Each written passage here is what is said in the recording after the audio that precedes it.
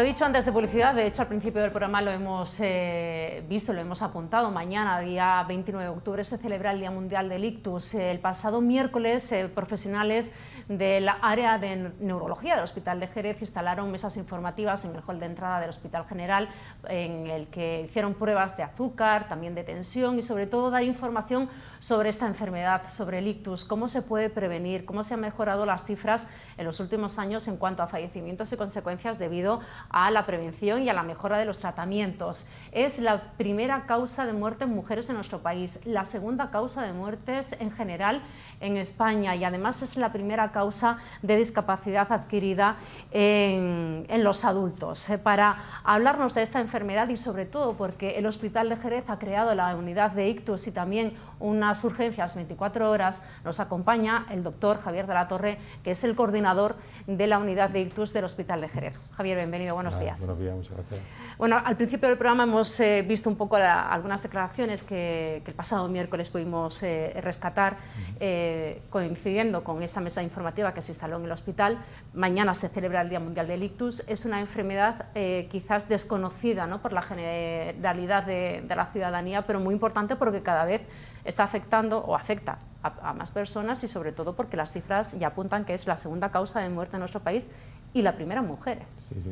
Es una enfermedad que si le dice la palabra ictus, a lo mejor mucha gente no sabe lo que es, pero si le dice una palabra trombosis, claro, congestión, hemiplegia, embolia, esas palabras quizás sí se... Estamos más familiarizadas, ¿no?, con ellas. Como había tantas palabras para decir lo mismo, pues al final se decidió utilizar la palabra ictus.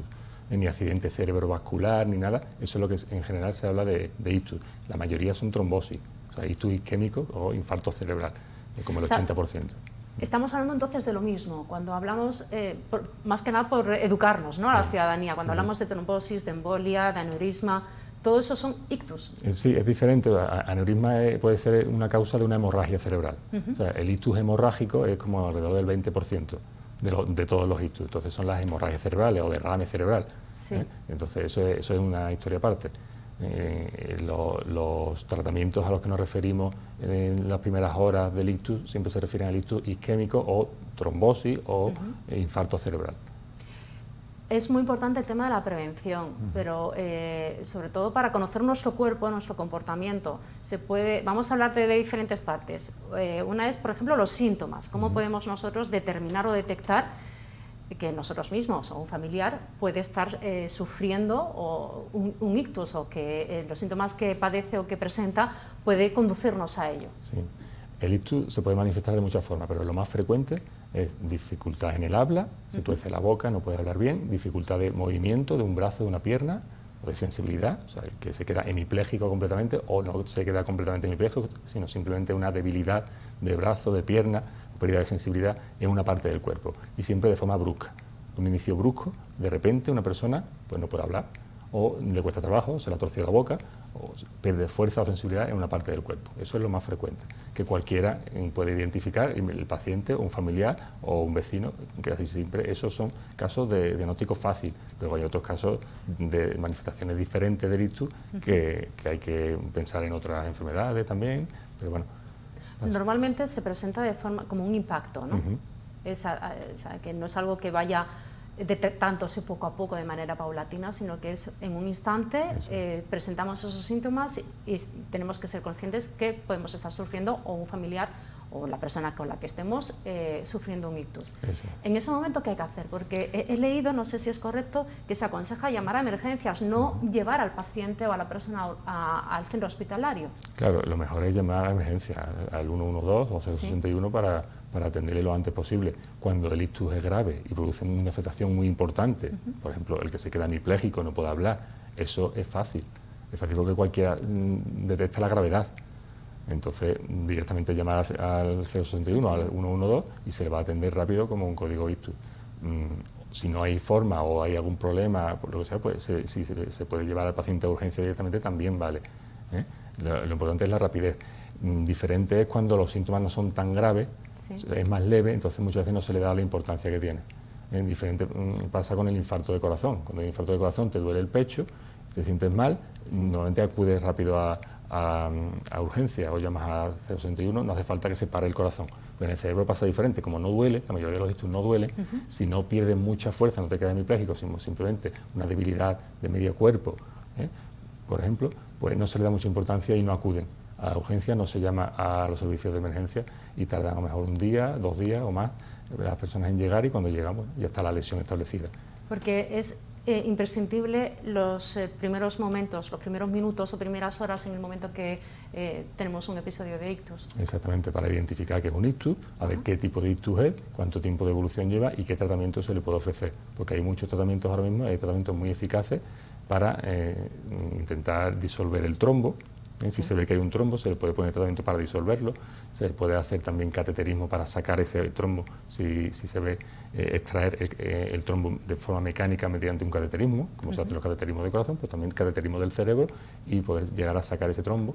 Y todo esto ha supuesto en los últimos años un avance enorme, un avance en lo que es la atención al ictus. Desde hace, pues a lo mejor hace 15 años se pensaba que un ictus te da y ya está, y no hay nada que hacerle, a lo mejor te da aspirina para prevenir que se repita, pero ya está. Desde hace eso, unos 15 o 20 años hay tratamientos con fibrinolisis, con trombectomía, como estoy comentando, que son eficaces en las primeras horas. En el momento que pasan las primeras horas ya no hay forma de actuar en ese sentido, ya es otro tratamiento.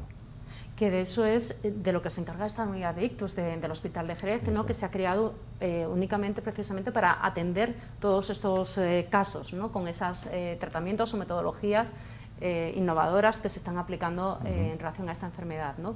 Porque se previenen las secuelas, entiendo, ¿no? Que pueda llegar a crear, ¿no? Un ictus. Una unidad de ictus es básicamente un sitio donde las personas están atendidas de forma especializada por un equipo de médicos, neurólogos, que son especialistas en ictus, y de enfermería también, especialmente formada y entrenada en la atención al ictus agudo. En el Hospital de Jerez se ha instaurado esta unidad de ictus desde febrero de este año.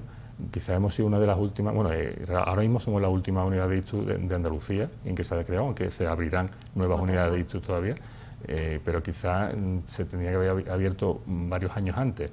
El tema de la pandemia, por ejemplo, lo ha retrasado todo, ha sido todo complicado, pero al final se ha conseguido abrir una unidad de ictus y de esta forma se ofrece a toda la población del área hospitalaria de Jerez, que es casi 500.000 de habitantes, pues esta unidad con una atención especializada 24 horas al día, todos los días del año, y un equipo formado para atender al ictus de forma aguda, de forma que nos hacemos cargo del paciente desde que llega a urgencia. Nos avisan, muchas veces desde los equipos de emergencia extrahospitalaria, antes de que llegue el paciente nos avisan y nos ponemos en alerta, y desde que llega el paciente a urgencia nos hacemos cargo de él, y ingresa en la unidad de ictus cuanto antes para empezar con los tratamientos que le haga falta. Claro. Que es la mejor atención inmediata que pueda tener el paciente. Antes iba hasta la urgencia general y ya, bueno, pues según te veía el profesional así te derivaba, pero ahora ya de manera preventiva, o previa mejor dicho, se avisa, ¿no? A todo el equipo de la unidad de ictus con esas emergencias, esas urgencias de 24 horas. Sí. ¿Qué secuelas puede llegar a tener o a ocasionar un ictus? Un ictus puede ser muy grave o puede ser muy leve. Puede no notarse, puede hacerte una prueba de imagen cerebral, un TAC, una resonancia y ver que hay lesiones y han pasado desapercibidas, o producir la muerte. O sea, tenemos los dos extremos.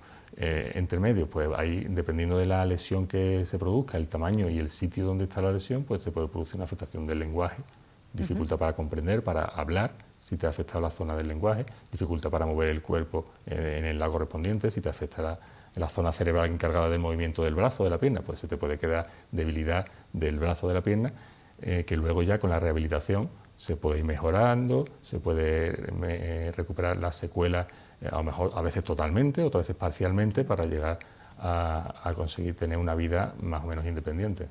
Sí, que no solamente es la atención inmediata, sino que después los profesionales de neurología del hospital van haciendo ese seguimiento del paciente en cuanto a la recuperación, ¿no? De esas secuelas que hayan podido quedar según el nivel de dificultad, ¿no? O de importancia que pueda tener el ictus, ¿no? Claro. Es una unidad que se ha creado recientemente y que está muy enfocada también al tema de la prevención. ¿Cómo podemos prevenir el hecho de poder, pues, evitar en la medida de lo posible que nos dé un ictus, porque el otro día en las mesas informativas que se instalaron en el hospital se hacían pruebas de tensión y de azúcar. ¿Qué afecta o qué importancia tiene los niveles en esos parámetros de cara a prevenir o a evitar que nos dé un ictus? Claro. Está claro que el mejor ictus es el que no ocurre, el que no te da. Ese es el mejor y el que mejor se puede tratar, claro. Entonces, como prevenir es mejor que curar, sí. Todo lo que hagamos enfocado a prevenir el ictus está disminuyendo los efectos del ictus, ¿no? Que es una enfermedad tan devastadora y que produce tanta dependencia y tantas muertes.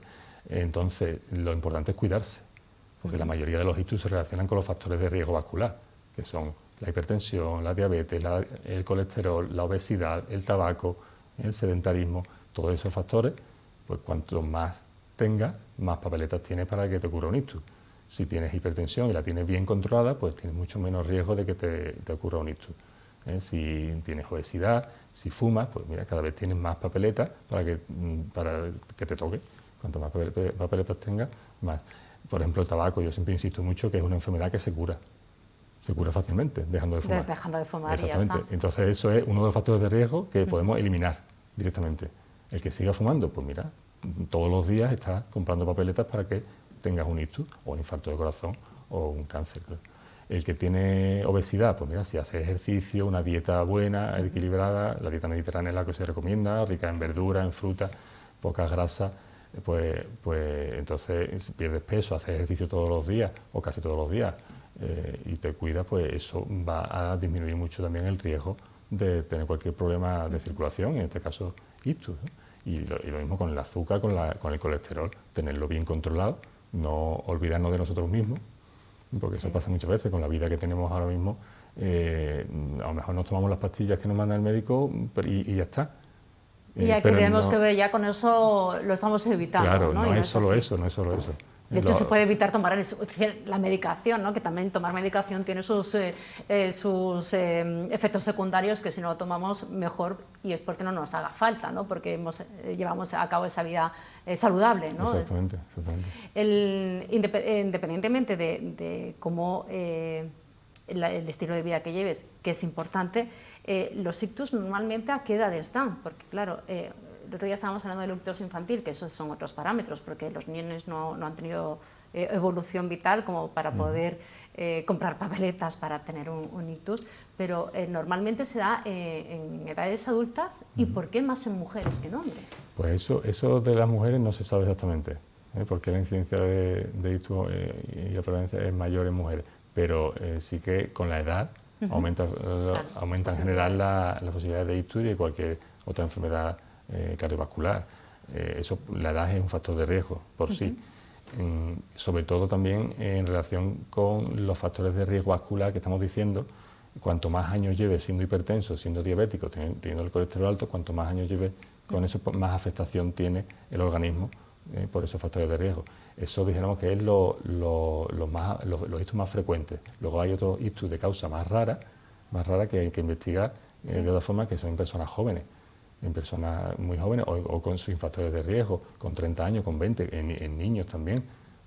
Pero esos son causas raras de ictus. Hay veces también que hay problemas de corazón, arritmias de corazón o otros problemas cardíacos que producen embolia. Entonces, eso, dependiendo de qué tipo de problema de corazón tenga, hay algunos problemas de corazón que son al nacer, por ejemplo, que producen un ictus en los niños recién nacidos o durante los primeros años. Pero pues ya tiene otras patologías, claro, son otras cosas ya. Que puedan venir, ¿no? La arritmia del corazón más frecuente, la fibrilación auricular que produce embolia, esa arritmia de corazón aumenta también con la edad. Cuanto más años tengas, más probabilidad tienes de tener esa arritmia de corazón que produce embolia. Y a veces no se conoce esa arritmia hasta que no tiene un ictus. Se obvio. ¿Qué se aconseja? Hacernos analíticas de manera habitual para ver esos niveles, esos parámetros, ¿no? A ver cómo están. Cuidarse, vida sana, no fumar, hacer ejercicio, evitar la obesidad y el sedentarismo, el tabaco, y el que tenga tensión alta, azúcar, colesterol, pues tenerlo bien controlado, tomárselo de vez en cuando y estar seguro de que con la medicación que está tomando está todo correcto. Si no estaba bien controlado, pues habrá que seguir acudiendo a su médico hasta que se controle. Y no quitar la importancia, ¿no? Porque muchas veces, ¿no? es que tengo azúcar, ¿no? Es que tengo ahora el colesterol alto, y le quitamos un poco de importancia y para nada, no se nota, porque no se nota eso. No vemos en el horizonte la posibilidad de un ictus, ¿no? Claro. Que por ese desconocimiento pues a lo mejor le quitamos esa importancia a esos valores, ¿no? Que luego recogemos en las analíticas. No se nota, pero va produciendo un daño en el cuerpo, un daño en la circulación, y a la larga, hasta que se manifiesta de forma brusca, con un ictus, por ejemplo, no le vemos la oreja al lobo. Claro. Hay veces que el ictus, sí. hay veces que el ictus viene hasta bien. Hay porque personas, avisa, ¿no? Exactamente, hay personas que no se cuidan mucho o nada, y cuando tienen un ictus, a lo mejor han recuperado aceptablemente, a partir de ahí se empiezan a cuidar. Claro. Y hay famosos incluso que han reconocido públicamente en entrevistas que el ictus le ha salvado la vida. A partir del ictus le ven las orejas al lobo y dicen, no, esto hay que cuidarse porque si no voy a acabar o muerto o hemipléjico, en una silla de ruedas o en la cama o cualquier sabe. De hecho, hay, hablando de gente conocida, ¿no? Joaquín Sabina, Montserrat Caballé, María Escario, Sharon Stone, Silvia Pascal, son algunos personajes conocidos, públicos, que han sufrido un ictus. Bueno, el hijo de Isabel Pantoja hace una semana también, Kiko Rivera, también sufrió un ictus que, bueno, ya se le va poniendo públicamente o se va visibilizando en gente conocida, sí. Bueno, pues que han sufrido un ictus y se le va viendo esa cara a la enfermedad, ¿no? Por lo menos esas consecuencias que nos deben mantener alertas, al menos conscientes de la necesidad de cuidarnos para poder evitarlo. Eso es. Bueno, Javier, muchas gracias por habernos acompañado. Todo el equipo de neurología del Hospital de Jerez pues está a disposición de toda la ciudadanía que lo necesita, y sobre todo conocer que tenemos esa unidad de ictus en el hospital y con esas urgencias 24 horas de cara pues, a atender inmediatamente cualquier caso que llegue hasta el centro hospitalario. Muchas gracias por habernos acompañado. Nos vamos a publicidad. A la vuelta estamos pendientes del Ayuntamiento de Jerez. La alcaldesa Mamen Sánchez, junto con el subdelegado del Gobierno en la provincia de Cádiz, José Pacheco, van a ofrecer una rueda de prensa sobre seguridad. Se la ofreceremos en directo.